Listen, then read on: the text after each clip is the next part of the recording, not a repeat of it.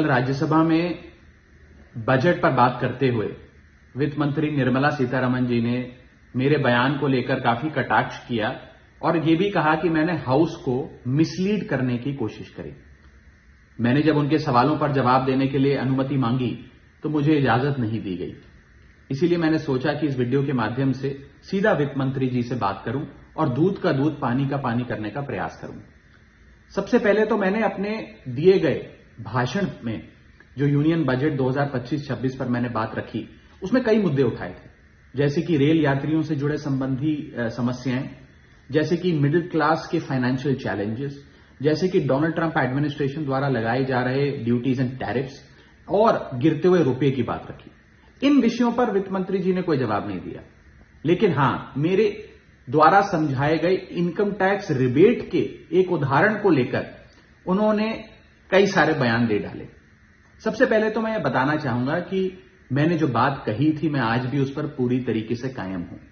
ये 12 लाख रुपए की जो टैक्स रियायत दी जा रही है सरकार द्वारा, ये ना ही टैक्स एग्जेम्पशन है ना ही टैक्स डिडक्शन है, सिर्फ और सिर्फ टैक्स रिबेट है।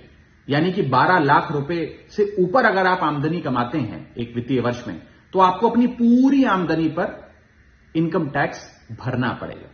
मेरे इस कॉन्सेप्ट को समझाने के लिए दिए गए उदाहरण को वित्त मंत्री जी ने टेक्निकली उसे उलझाने का प्रयास किया, उसमें मार्जिनल टैक्स रिलीफ का कॉन्सेप्ट जोड़कर यह सिद्ध करने की कोशिश करी कि मेरा उदाहरण गलत था। मैं आपसे वित्त मंत्री जी सीधे तौर पर पूछना चाहता हूं, क्या यह सत्य नहीं है कि अगर कोई व्यक्ति 12 लाख से ऊपर इनकम कमाएगा तो उसको अपनी पूरी इनकम पर टैक्स भरना पड़ेगा?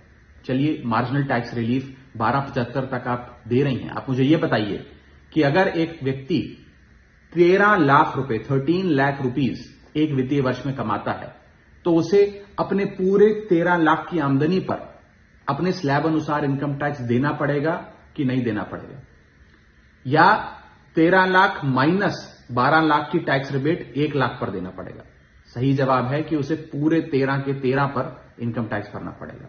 मान लीजिए कोई शख्स 12,76,000 रुपए कमाता है साल का, तो उसे पूरे 12,76,000 पे इनकम टैक्स भरना पड़ेगा, ना कि मात्र 76,000 रुपए जो उसने 12 लाख रुपए के ऊपर कमाया। ये टैक्स रिबेट का कॉन्सेप्ट समझाने के लिए मैंने एक उदाहरण दिया था और मैं आज भी उस पर कायम हूं कि 12 लाख रुपए से यदि 1 रुपया भी आप फालतू कमाते हैं तो आपको अपनी पूरी इनकम पर इनकम टैक्स देना पड़ेगा। उसको मेरे उस बयान को लेकर वित्त मंत्री जी ने मुझ पर काफी व्यक्तिगत हमले भी किए, मेरे बारे में व्यक्तिगत टिप्पणियां करी। मैं बस इतना ही कहना चाहता हूं कि मेरे मन में माननीय वित्त मंत्री जी के लिए बहुत आदर और सत्कार है। वो अनुभव में, ओहदे में, उम्र में मुझसे बहुत बड़ी हैं। मेरा बस इतना ही कहना है कि आगे से मुझे उम्मीद है कि वित्त मंत्री जी इस प्रकार के व्यक्तिगत बयानों से बचेंगी और सिंपल टैक्स कॉन्सेप्ट्स लाने के लिए जो उदाहरण दिए गए हैं उनको टेक्निकली तोड़ मरोड़ के जनता के सामने प्रस्तुत करने का प्रयास नहीं करेंगी।